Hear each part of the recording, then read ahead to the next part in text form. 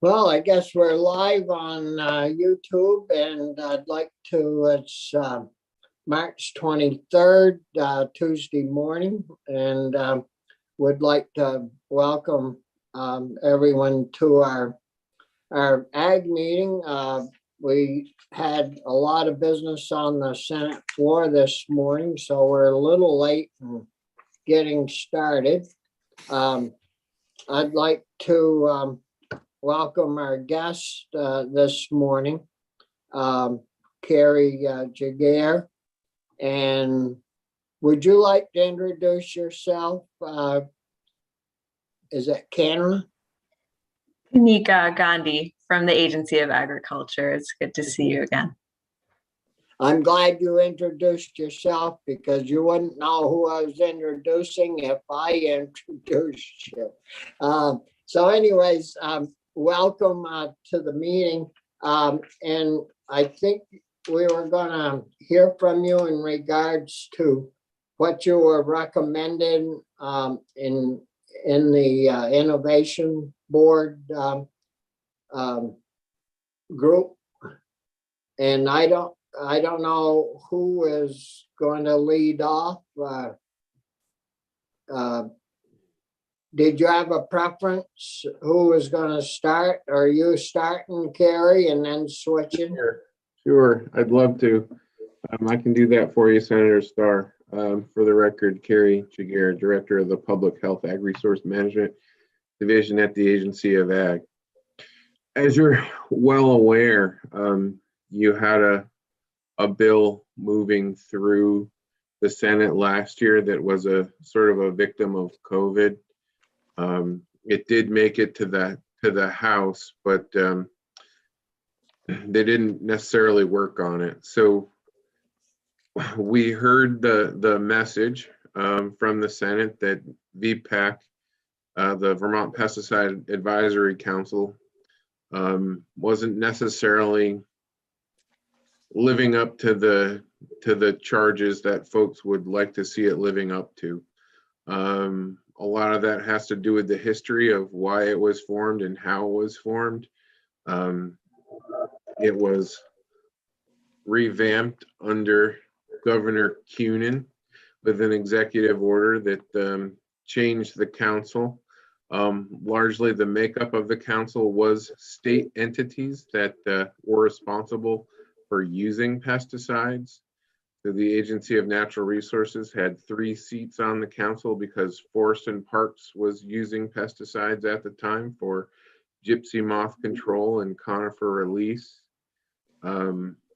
Fish and Wildlife was using pesticides in their hatcheries. VTrans, the Vermont Agency of Transportation, was using herbicides to maintain their rights of way.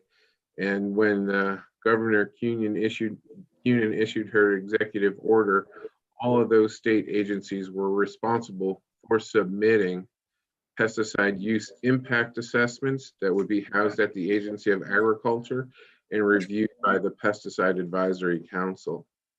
Over the years, the charge of the council had changed, but the makeup of the body had not. And taking a sort of page from the playbook that you guys have already established, and I know one senator giving testimony to Senator Polina a few years ago or last session, I was explaining that if we took away one product, it would soon just be replaced by another product. And he said, well, why don't we change the way we do things? And so in order to change agriculture, I think the best route is to incentivize some new technology and new practices. It was in your committee last session that we heard from Tom Eaton, a crop advisor, talking about all the innovations in precision ag and how those technologies were in fact reducing pesticide uses. So we done our best to throw together a board to discuss some of these new innovations in agriculture and how to incentivize moving towards practices that don't rely on the chemistries that we currently have available. And with that, we brought Kanika to the agency last year, the week before we were all sent home, and she spent the summer doing outreach and sort of visualizing what this new board would look like.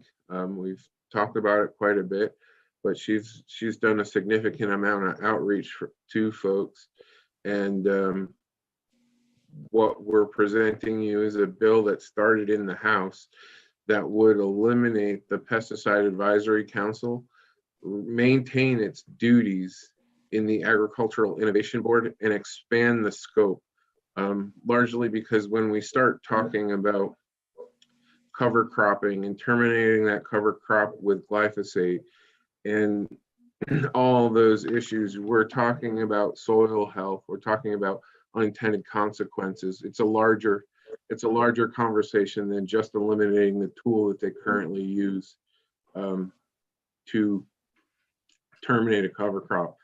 And this board, we're hoping to bring the current best expertise in Vermont to the table to discuss some of those issues. And with that, I'll turn it over to Kanika.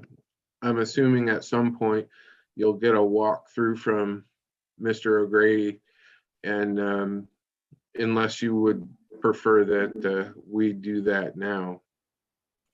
No, I think with our time constraints, it would be good to hear from both of you, and get a feel for why we're even doing this and the importance of doing it. And then we'll have Michael in to run through all the details and all of that. So Kanika, glad to have you with us, and you can tell us about your outreach that you did last summer and where you're helping direct this new program.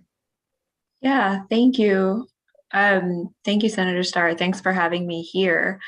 So basically, as Carrie mentioned, VPAC in its current capacity is not functioning in the way that we would like it to. We hear these bills coming in, they're ban this, ban that, and it's not really a productive way to implement the changes that we need to, and to keep Vermont. I guess it's kind of this is a way for us to modernize the way that we look at pesticides, and we can't look at them in a silo, which is what we've been doing, looking at individual chemistries with a group of people that are focused on a very narrow scope. And so what the vision for the bill was, and why I reached out to a lot of people who work on pesticide issues in the state, was to, first of all, change the membership of the board. So make it a board that includes people who are out in the field, people who are policy experts, people who are scientists, researchers, people who know different parts of the process and are involved in different parts of where pesticides are used. And so when you do a walkthrough of the bill, you'll see that the scope is seemingly very large, but there's a wide range of issues that pesticides, touch on. And Carrie mentioned cover cropping. There's also soil health, there's environmental issues, there's human health issues. So what the vision is to make the board bigger and include more diversity of stakeholders, so that we can have a different range of opinions at the table, and ultimately come up with policy solutions to present to the legislature through vetted work that includes a wide range of input.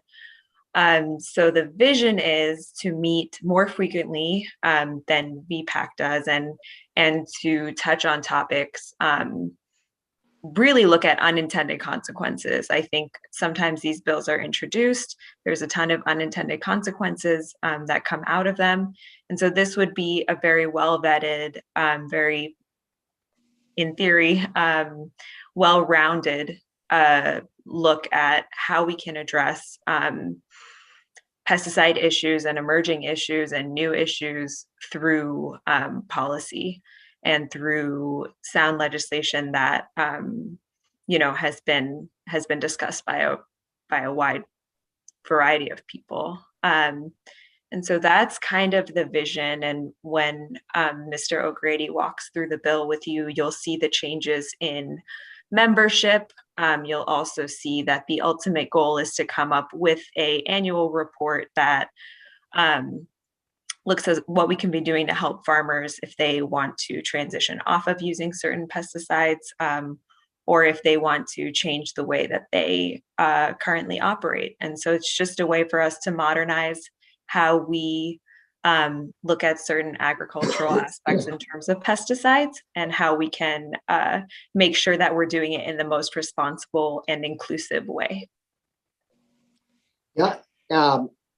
Any idea that you could give us on how many different groups or individuals did you meet with to help you formulate the different ideas to come up with helping Carrie and the agency put forth this particular legislation?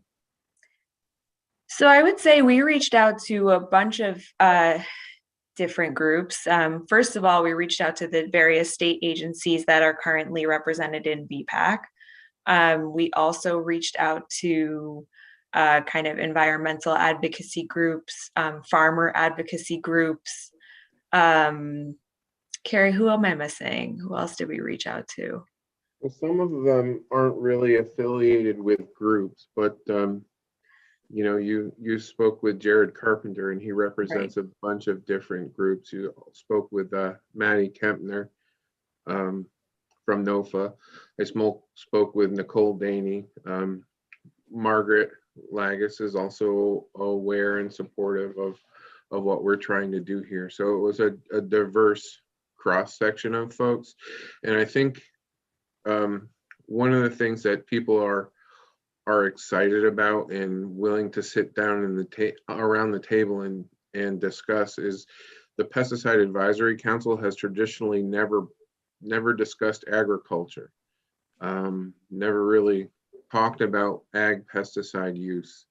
And this is a spot to do that outside of, VPR, if you will. We see, stories about glyphosate use or atrazine use or pesticide use. And those aren't the opinions of any experts. They're basically news, if you will, that our reporters discover. I'm sorry, looking at Senator Polina reminded me that Kanika had also reached out to rural Vermont and discussed this as well.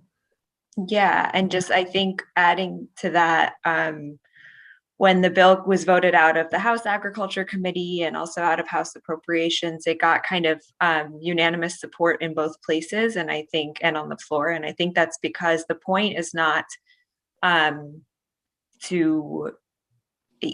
the point is to make the board very wide-reaching so that all opinions are discussed and we can find solutions that work for everyone, and work in a variety of different operations. So it's to make sure that there is balance. And that's why I think there was that unanimous support on the House side, because we wanted to be realistic and practical solutions that work for a wide range of groups and people. And I just wanted to add, in discussions with Secretary Moore, the Agency of Natural Resources used to have a large representation on the Pesticide Advisory Council. That seat would be reduced to 1, but to take care of her concerns about losing sort of the scientific oversight, some of the folks that are at the Agency of Natural Resources, we would follow a model that the Endangered Species Committee uses. And that's the Endangered Species Committee is appointed in an advisory body in and of itself, but that committee also uses scientific advisory panels that aren't made up of folks who don't sit on the Endangered Species Committee. So for instance, I represent agriculture on the Endangered Species Committee, and our state entomology, who comes from our program, is on the Invertebrate Scientific Advisory Group, or ISAG, if you will. So thanks, Chris, for laughing. That was supposed to be a joke. But anyways, we would utilize a similar model in that as the board went through its discussions, we would use outside advisory, scientific advisory groups to support the work of that board. Yeah, and something that's come up is, through informal and more committee conversations, is there's mention of soil health, there's mention of climate change. It's not that this board would come in and ignore work that's happening with other committees that were created, or other groups that are collaborative and similar in nature. We would want to also work with those groups that are looking at certain issues to figure out where pesticides fit into that puzzle and how we can collaborate. It's not, you'll see in the language there's mention of other existing boards and committees with different types of charges, but there is going to be overlap, and we want to work together. And either at the agency or whoever sits on the committee, there will be some sort of liaising between the groups. Members, committee members, questions for Carrie or Kanika? No. Anthony, you put in bills in the past in regards to these subjects. What do you think about the direction that this is heading in? Well, of course, I begin by being skeptical of all these things, of course. But no, I think the point I think Takika made a point that we've been working on trying to remove certain pesticides from the marketplace and from our farms over the years. And it is kind of a scattershot kind of thing where, we all pick on glyphosate for a variety of reasons, but then there's other chemicals that we feel the same way about. And I think to have an overall approach to just trying to improve, innovate, be more innovative when it comes to our farming is important. And I think as long as this group continues to look at pesticides as an issue, but is more than able to look at the broader issues about how do we want to move towards a more sustainable, maybe more regenerative agriculture, I think it's got potential. I think it's a good idea. I just don't want us to lose the focus on trying to remove pesticides off of our farms and off of the markets. But I think, doing it one at a time, the way we've been doing it over the years has clearly not worked, quite honestly. And so I think that having a more comprehensive approach is a good idea. Yeah. And I think I heard him say, did I hear you guys say that it passed the House unanimously? Did I hear that? Yeah, and the committees? It did. I didn't look at the floor vote, but it came out of agriculture, natural resources, and because it's a board, government operations unanimously. It came out of those committees. Yeah, and they didn't do a roll call vote on the floor, but there was no opposition. Right. I just don't like it. I just don't want us to put together a board that doesn't do anything. I'm not saying that's what you're doing, but that's always the skepticism, is that putting together a board and the board will meet once in a while and it won't really come up with anything novel or move us forward. And I just hope that we could make sure that this actually sinks its teeth into some of these issues. I think that cover cropping is an important part of the discussion around chemicals and regenerative agriculture and all the things that we talk about in this committee. We need to take a more innovative approach to where we go with agriculture, and this could do it. And Senator Polina, Kanika came on board at the agency a year ago. I don't know if you all have much experience with Kanika and her work in the State House, but I found her to be an amazing facilitator in bringing both sides of an issue together to discuss a path forward. And I think the state would be remiss not to take advantage of the talent that we currently have. Yeah, I'm somewhat familiar with her work in the State House before she took a job at your place. Well, must be you did pretty well if you didn't get any major battles once you got to the House floor, because I remember when I was over there, we used to have some knockdown dragouts over pesticides and herbicides and all those great things. And it was always a rough deal when you came out with a bill. Of course, I was on Ag, and Chuck Ross, former Secretary of Ag, was pretty big in on the Natural Resources Committee, and I think it was Chuck that Gordy Booth was was my chair over on the House side, and he said, "Well, Bobby, you're going to have to take him on this," and so, anyways, I knew that Chuck didn't like reading very well. So I said, well, to myself, if I can show he hasn't even read the bill, maybe it'll give me a leg up on. So anyway, I started questioning him on different sections of the bill. Sure enough, he hadn't read the bill at all. And he was out there trying to report it. And I mean, it was always crazy. So I'm glad to hear that you did very well on the House side, and you know, that gives us a little confidence, I would think, in how well the bill's been put together. I'm sure though that they forgot something and didn't do, you know, their job that well, but there's room for improvement from us. So no, we'll you know, we'll get Michael in and O'Grady, and you know, go through all the different sections, and hopefully we'll have a better way for Vermont to understand you know, why we need certain products and why we should be getting rid of certain things, and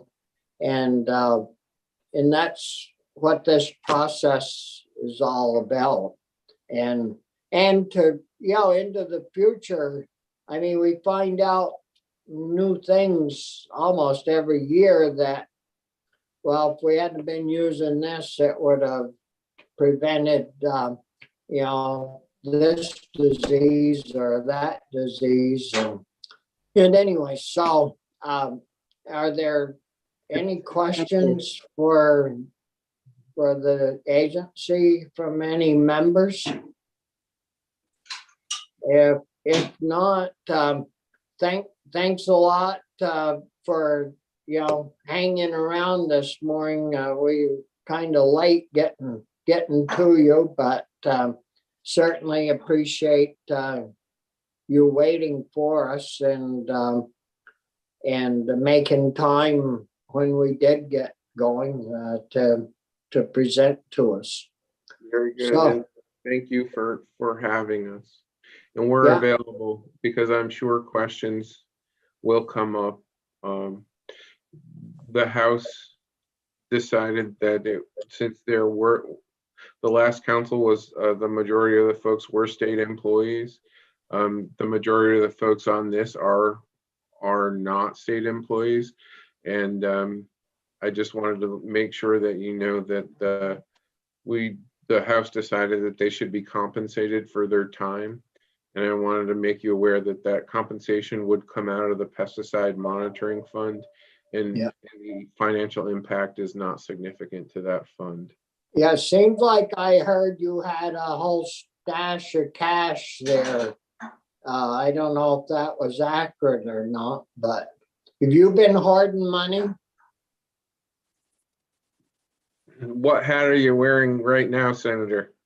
Well, Appropriations or Senate Ag? well, you know where I sit in the afternoon, and we're always looking for stored up cash Yeah, to help us during lean times. And, you know, even though we got millions coming out of Washington, we could always use some extra greenbacks. No, there's not no, much fund at all. I was just surprised of the number. I guess when I heard the number, Did you hear something around 3 million? it was, yeah, I had an M after the number, not a T or just a little dollar sign with a few numbers. It was a pretty long number. Your data is probably correct, Senator. Well, Carrie- anyways. Carrie's Kingdom, I like to call it.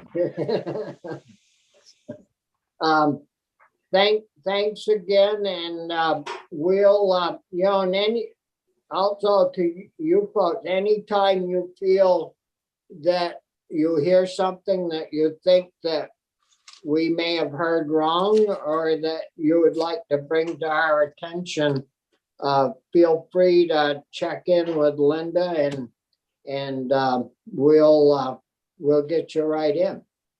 Very good. Thank you.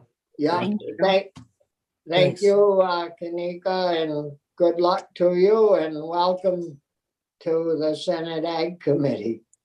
Thank you. Okay, committee, we, I don't know if we have other issues that we need to talk in regards to, but we have another meeting at 12:15. So Chris? Just for Linda, did Senate Natural deal with their amendment, or do we know? Should I text Michael? What do you think? I haven't heard back. I texted Jude. I do know Michael was with them following the floor, working on it. All right, well, I'll hop off and we can discuss it tomorrow because we're not on the floor till the afternoon, but maybe I'll hop off and go watch what they're doing. Yeah, how'd it go the other day down there? Or you didn't get there, right? Anthony was there for a different bill. You know, remember we just asked that they make a small tweak to their amendment. Yeah, Who knows what they'll be able to, if they'll be able to deal with that. Yeah, basically it said that, you know, the new composting operations, the farmers were prohibited from the growth centers and other things, and we wanted to add the words unless explicitly approved by the local community or something to that effect, yeah, which is what they said was in current law, actually. Michael said it was current law. well, yeah, the other day I was down by Cambridge. Hell, they have a farm right in the village.